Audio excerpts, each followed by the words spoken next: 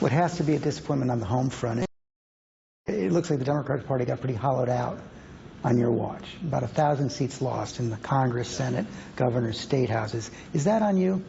I take some responsibility for that. I think that some of it was circumstances. If you look at what happened, I came in the middle of the worst financial crisis since the Great Depression. I think we did a really good job in saving this economy and putting us back on the track of growth. But what that meant is in 2010, there were a lot of folks who were still out of work. There were a lot of folks who had lost their homes or saw their home values plummet, their 401ks plummet, and we were just at the beginnings of a recovery. And whoever is president at that point is going to get hit, and his party is going to get hit.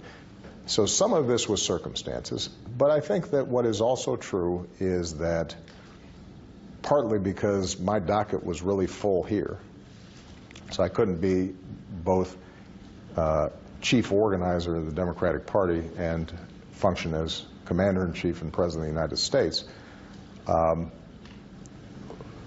We did not begin what I think needs to happen over the long haul, and that is rebuild the Democratic Party at the ground level. Part of your job now?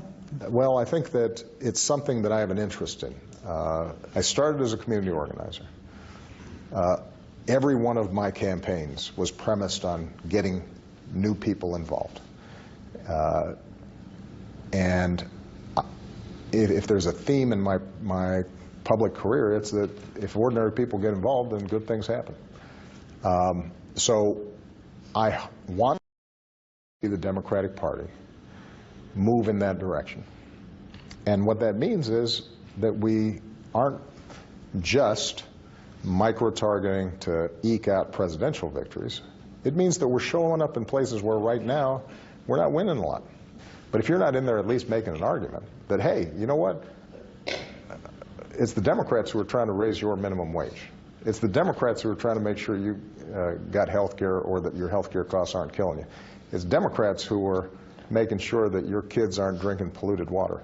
If we're not there making the argument, then the cultural gulf that Republicans try to exploit, saying, oh, these city slickers, they're all looking down on you, they don't care about you, that argument ends up being successful. And so we've got to do a better job of showing up. And I was able to do that when I was the candidate, but I have not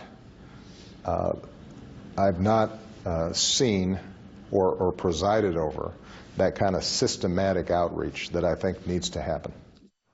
And when we come back, the president reflects on his place in history. What's the one sentence he hopes will define his presidency?